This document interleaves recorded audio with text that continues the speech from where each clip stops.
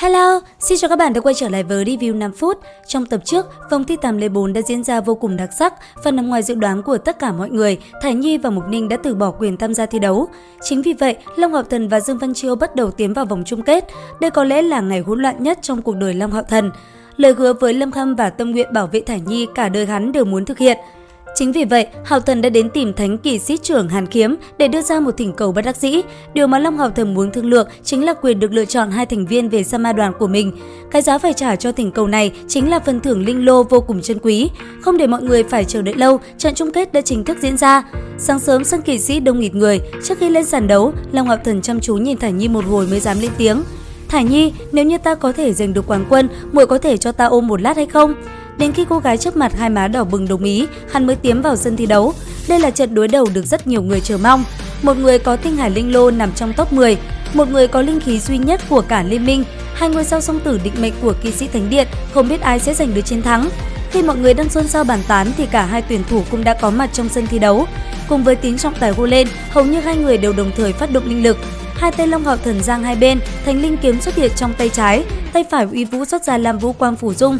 Dương Văn Chiêu không chút thua kém, như cũ là đôi trọng kiếm vàng. Hai người đồng thời quát lớn, không hẹn mà ngay lập tức xông hướng đối thủ.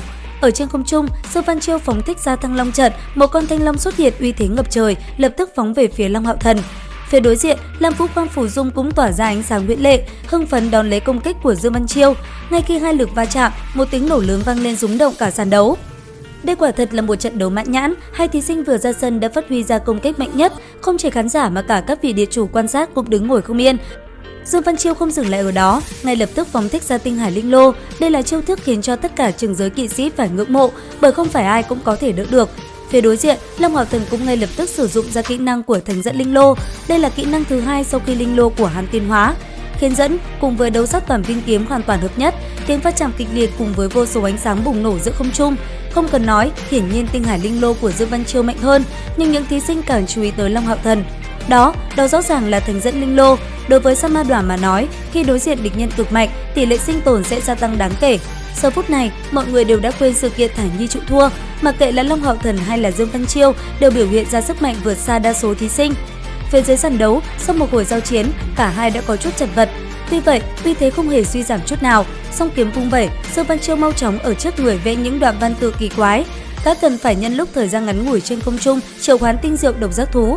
Tinh diệu độc giác thú của gã đã bước vào cảnh giới cấp 7. Tuy chỉ là mới đột phá không lâu, nhưng tại đẳng cấp thì vượt qua Hạo Nguyệt. Thêm vào độ phù hợp giữa gã và tinh diệu độc giác thú, còn có năng lực bay, nhất định có thể nhanh chóng kết thúc trận đấu. Nhưng ngay lúc đó, ngoài sân khu nghỉ ngơi vang lên tiếng kinh hô, dưới thân Long Hạo Thần đã xuất hiện một sinh vật khổng lồ, 3 cái đầu ngạo nghễ ngẩng cao, đích thị là Hạo Nguyệt. Cảm thấy kinh ngạc nhất chính là nhóm triệu hoán sư của Linh Hồn Thánh Điện. Hắn không cần sử dụng chú ngữ triệu hoán hoặc phù văn nào mà đã hoàn thành triệu hoán, sao có thể được? Khoảnh khắc Hạo Nguyệt xuất hiện, 3 ma pháp hầu như là đồng thời phóng ra, phòng bảo hộ và những vị địa trường phóng ra cũng nổ tung, khiến sân thi đấu hoàn toàn bị phá nát. Ma pháp thứ nhất là phiêu phù thuật của Tiểu Thanh, nháy mắt giảm bớt thể trọng của Long Hạo Thần. Ma pháp thứ hai chính là siêu cấp bạo liệt đại hỏa cầu của Tiểu Hỏa, chính là vật này nổ tung hơn phân nửa lực phòng ngự của Dương Văn Chiêu, ngay cả tinh linh giáp đều nứt. Tiểu Thanh phát động ma pháp thứ ba chính là loại tăng quang hệ, bởi vì Long Hạo Thần và Hạo Nguyệt có khuyết thế máu thịt liên thông, cho hắn trực tiếp sử dụng bộ phận quang nguyên tố, nháy mắt huyễn hóa ra hai thanh kiếm. Hai thanh kiếm bỗng nhiên phát ra thực tự chạm, trở thành đòn tất sắc cuối cùng phóng đến trước mặt Dương Văn Chiêu. Máu tươi tuôn trào, lúc này Dương Văn Chiêu cảm nhận được sự uy hiếp trước nay chưa từng có. Trong tiếng hí giải, tinh diệu độc giác thú rút cuộc ra trận, Long Hạo Thần cứ thế triệt để đánh gục Dương Văn Chiêu, sau đó đơn giản phát động khiên dẫn của Thánh Dẫn Linh Lô, quang Dương Văn Chiêu không còn lực phản kháng cho Hạo Nguyệt.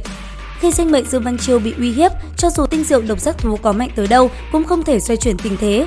Dựa vào liên hệ khế ước bình đẳng, tinh diệu độc giác thú lập tức cảm giác ra Dương Văn Chiêu gặp nguy, hai cánh dương ra, không chút do dự chắn trước người chủ nhân của mình.